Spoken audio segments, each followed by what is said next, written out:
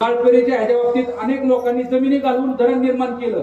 गावं सगळी तिथले उद्ध्वस्त गावं करून वरती आपण पुनर्वसन गावं सगळी केली. आणि आता जी काय गाळपेरीची जमीन होती तिथं कुठं मका लाव, ज्वारी लाव, काय छोटं मोठी पिकं या ठिकाणी शेतकरी बांधव या ठिकाणी जयाभाव घेतात आणि त्यांना नोटिसा आल्यात की आता गाळपेरीची जी जमीन आहे ती शासन परत ताब्यात घेणार म्हणून. तर त्यासाठी आपण भाऊ त्यासाठी आम्हाला मदत करा अशी मी सगळ्यांच्या वतीनं भाऊ तुम्हाला विनंती करतो आणि तुम्ही 100% मदत करता ही मला खात्री आहे. आणि दुसरं भाऊ इथं आमचं पळसनाथाचं मंदिर आहे. पळसनाथाचं मंदिर आहे, जागृत देवस्थान आहे, ही क वर्ग बी नाहीये, बरोबर, क वर्ग देवस्थान नाही.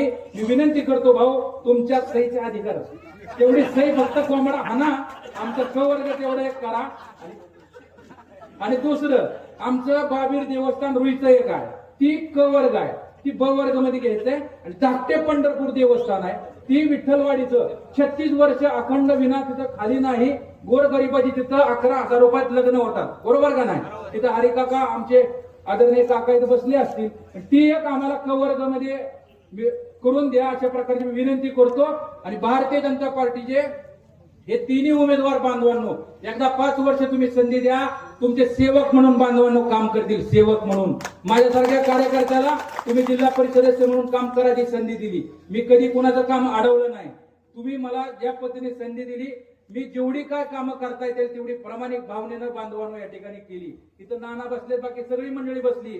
आणि मी सांगतो हे तिन्ही उमेदवार माझ्यापेक्षा सुंदर काम या ठिकाणी बांधवांनो या ठिकाणी करतील. आणि सगळ्यांना आदरणीय बघा, कुठल्याही ग्रामपंचायतीला आणि कोणत्याही गावाच्या विकासासाठी निधी कशाला लागतो मला सांगा. माझ्या दलित वस्ती योजनेनंतर कॉन्क्रीटचे रस्ते, सभा मंडप, त्याच्यानंतर तुम्हाला सांगतो दवाखाना, उपकेंद्र, त्यानंतर स्मशानभूमी, दफनभूमी, जडपी शाळा, वॉल कंपाऊंड, पेव्हिंग ब्लॉक, त्यानंतर आपली हायमास दिवे, त्याचबरोबर सार्वजनिक वाचनालय, रस्ते.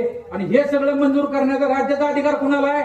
आदरणीय जयकुमार भाऊ गोरे यांना. लक्षात ठेवा, यांच्याकडे ती खातं आहे. आणि ह्यांच्याकडं यांनी सही केली डायरेक्ट ग्रामपंचायतीला कुठल्याही कोट्यवधी रुपयाचा निधी या ठिकाणी मिळतो. आणि साक्षात ते आपल्याच बसल्यात, त्यामुळे निश्चितच आदरणीय भाऊ आपल्याला मदत चांगल्या पद्धतीने करतील. त्यासाठी फक्त तुम्ही बघा, तुम्ही 10 वर्ष संधी, 20 वर्ष संधी दिली राष्ट्रवादीला, तुम्ही 40 वर्ष काँग्रेसला संधी दिली, तुम्ही भारतीय जनता पार्टीला 5 वर्ष बांधवांना संधी द्या. या इंदापूर तालुक्यात विकास कामं आपण खूप चांगल्या पद्धतीने बांधवांना या ठिकाणी करू.